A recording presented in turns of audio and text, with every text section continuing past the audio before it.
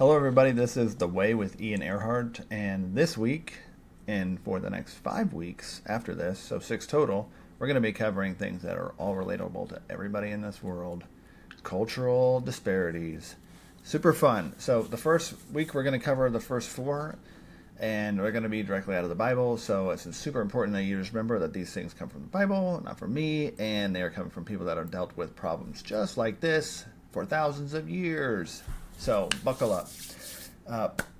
In the Bible, Paul says in 2 Timothy that in the last days, people would love themselves, chase money, put on fake religion, and hate the truth. He says that in 2 Timothy 3, 1 through 2.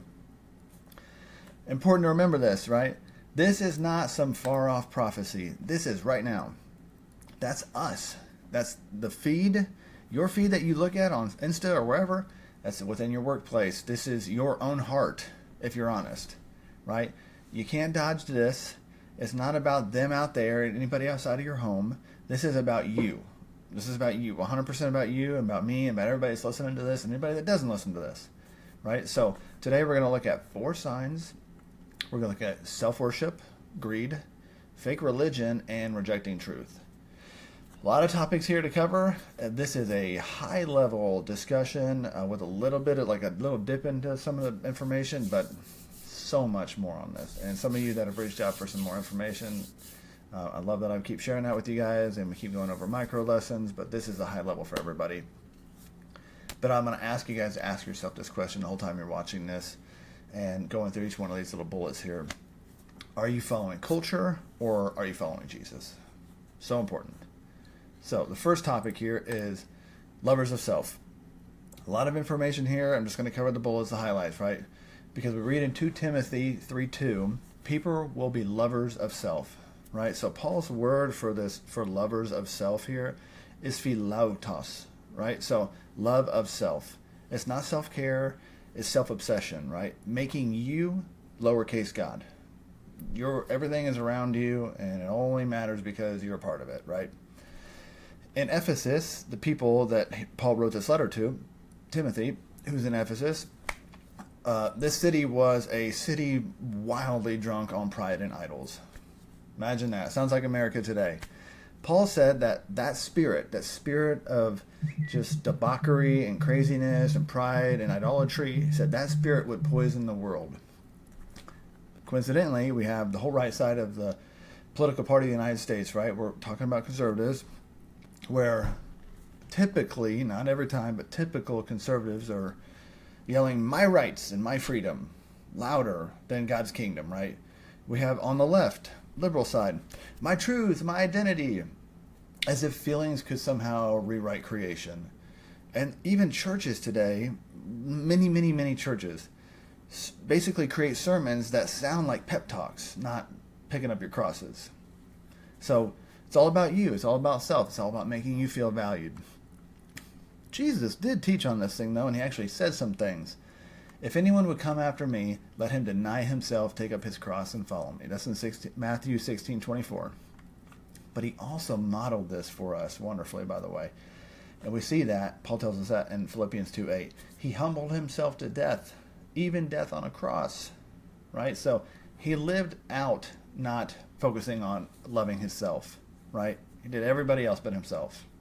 So Christian that's listening, stop serving for likes and applauses, right? Will you serve unseen? That's a question to you. To the person that's struggling with believing, or even the Christian that thinks they are and they might not be, stop pretending it's all about you. Will you try one act of secret generosity and feel the chains of self crack? Be so cool if you could try it. Just try it. It's wild.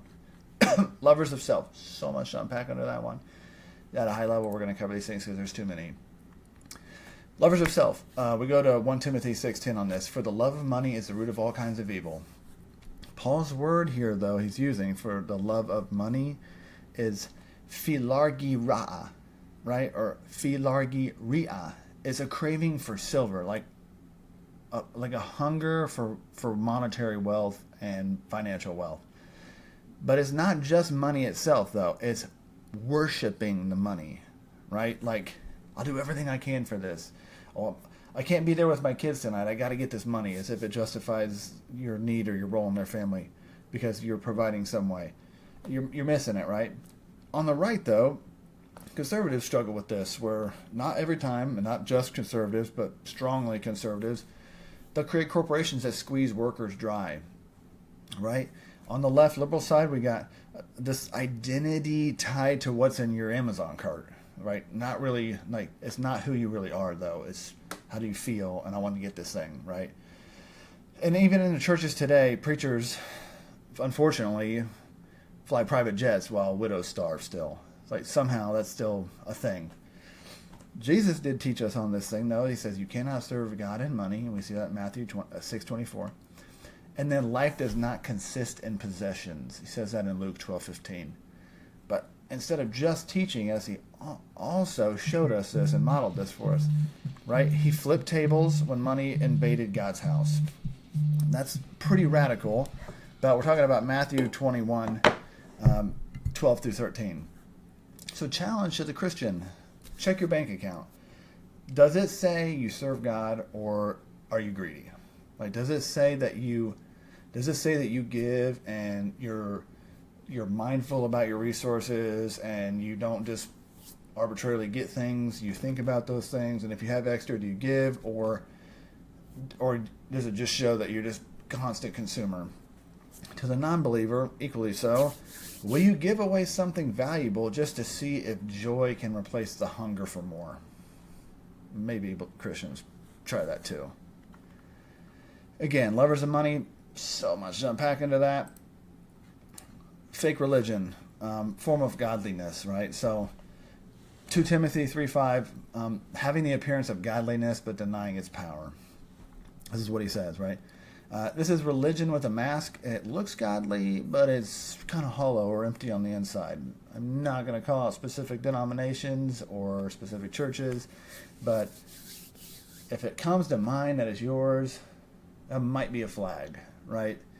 But even on like major political sides, we have the conservative sides where politicians are waving Bibles around for votes, but never really obeying it. And then we have the left side, liberal side, where they're basically virtue signaling hashtags with no cross behind them. And then even churches, we got these crowds, right? And these lights, but no prayer, no spirit, no power, right? It's a show, it's a performance, right? This is this form of godliness that's just not, it's not real. It's not real. There's not volume to it. But Jesus did say things about this. He says, I am the vine, you are the branches. Apart from me, you can do nothing. John 15:5. And then even expose this stuff, right? He says, this people honors me with their lips, but their heart is far from me. Matthew 15:8. So just don't be on that side of that. Ask yourself if you are. Again, ask yourself these questions. Christian, listening, do you want to be seen as spiritual or actually be filled with spirit? And then non-believer, don't hide behind the excuse of hypocrites. Judge Jesus by Jesus, not by fakes. Don't just see somebody and say, that's Jesus. Like, go and figure him out for yourself. Christians, break the mold of cultural mammals and papaws and your Sunday school teachers and go learn about Jesus yourself. If he really wants to know you and you be a part of him, he will talk to you, I promise. But you have to be doing that with him. Don't get that from somebody else. Haters of truth. Because they refuse to love the truth and so be saved, right? We see that 2 Thessalonians 2:10. So this word here, though, this truth, because they love the truth, this word here, right? Aletheia. It's reality uncovered, okay? It's rejecting. It's like rejecting it is an ignorance, so it's basic rebellion. It is intentional rebellion. On the right side, conservative side, we have conspiracies dressed up as the gospel. On the left, the liberal side, we got truth reduced to whatever feels right. And then we have churches oftenly, preachers who refuse to call sin sin. Thousands of churches do this. Brutal. Jesus says these things, though. I am the way, the truth, and the life. We see that in John 14:6.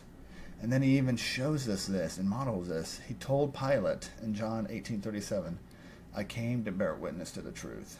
And then even in John 6:66, he spoke hard truth. Many walked away. So Christian, do you love truth only when it comforts or when it cuts? especially when it cuts? Do you still love it, like Jesus did? And non-believer, what truth are you running from because you know it'll wreck your excuses? And yeah, every Christian actually has one, but most of the world has something to where they're like, oh, I'm not going to go look at that one. I don't want to go look at that truth. That can't be true. That's not true.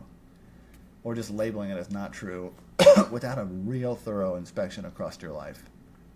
You know who it is. Out of the four of these, you got to remember: self-worship, greed, fake religion, rejecting truth. They're not just in the culture, they are in us. They are the culture. That's how it is now. But remember, Jesus never compromised on these things. Luke 23:34, he forgave his killers. Brutal. He rejected pleasure for obedience in John 4:34. He told sinners, go and sin no more, John 8:11. And then he prayed for the true unity in John 17:21. And he wanted his truth out there, and he says and warned that his truth does divide. It will divide. Christian, if you're wondering why the world is so divisive and so split, he says it will be done because of my truth. So expect that. Do you think I came to bring peace? No division. That's in Luke 12:51.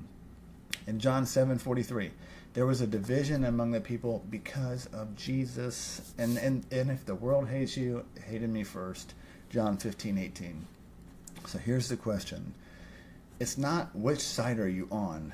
This real question is, are you with Jesus? Because only Jesus, not politics, not activism, not wealth, only Jesus is king, and only he matters. I strongly implore you to get in the Bible yourself instead of watching somebody tell you about it on Instagram or watching me. Go read about Jesus. Matthew, Mark, Luke, and John in the New Testament, a little bit in Acts, and a bunch of stuff in Revelation. Go figure out who Jesus is yourself for the love of God. For your own life and for your brothers and people that love you. Go learn about Jesus yourself and educate yourself about who this person is. Believe it or not, learn him. God, learn him. Pray for you guys. This is part 1 of 6. We will cover, these are all my references, by the way, so it's not just completely crazy.